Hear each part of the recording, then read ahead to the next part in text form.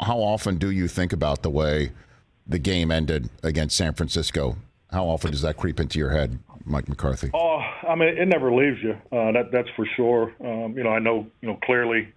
I mean, as a coach, you're always looking at, the details of putting your players in position to be successful. So, it's something we came in the next day, as a staff and looked at our training tapes and just to make sure that, how we present this moving forward, we got it at, the details exactly right, because you can only control what you can control, and I think like anything in the game of football, you got to be careful in your evaluation process. So and that's frankly that's what we're doing now. Everybody was back to work today, and we're starting our scheme evaluation and start building our installs for next year. But yeah, I go through that play all the time, and what could we do better? And that's what coaching's all about, because at the end of the day, it's not whether you practiced it or how many times you did it. It's the success of the play, and it's all about making the players successful, and especially offensively, we got to make sure we're putting our quarterback in position to be successful, especially in those game situation segments at the end of the game. So what would you have done differently, other than just making sure you got another shot at the end zone, which you didn't get? So what would you change if you could? Well, I think it's like anything. I always look at the application of the training. I learned this as a play caller, back in the early 2000s. I think you have to watch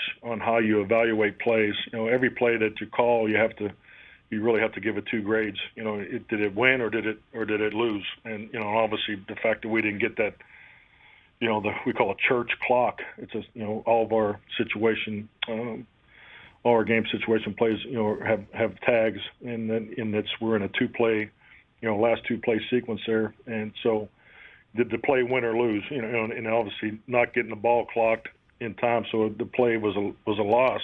So. But you got to take it a step further in your evaluation, and you got to give it a plus or a minus. Was the scheme, was it favorable for our players to be successful on that play? And that's the part that we've taken a close look on, because you want to make sure you're training it properly, moving forward. And if you remember the play, we were in what we call sideline offense, because we didn't have the timeouts, and so we were able to get the ball out of bounds. I think 3 plays prior to that. And San Francisco called the timeout, and so they went to a sideline fence defense. So, schematically, the play, schematically based on what we had called to get versus defense, it was a quick throw that was checked to a draw based off of and Eric Armstead was the nose. We call it a jumper technique, where they're playing to stop the quick throw.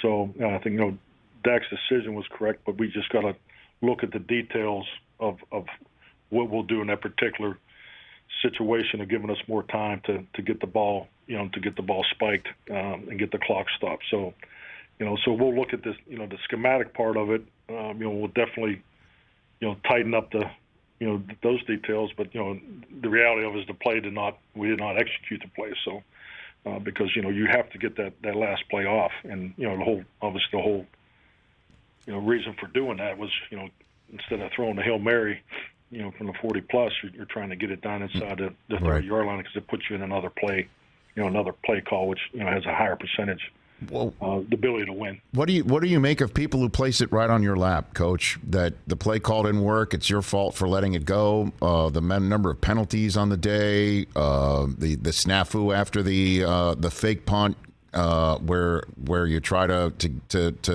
snag into either another timeout or another penalty out of them. How does that criticism land in your world? Well, Coach? that's part of being a head coach. That's part of being a leader, and but also I think going back to your evaluation process, I think that's why you got to look at every play in the game. Did it win or did it lose? And also was a scheme favorable to put the players in position. You look at the fake punt. That was a huge play for us, but we were in a hurry up play, coming off of that. So obviously they shut it down because of an attempted substitution on the sideline. So you look at all those details in your evaluation, but at the end of the day, it's about winning, and everything we do here on a daily basis is about winning. When I show up for work every day, that's all I ever think about.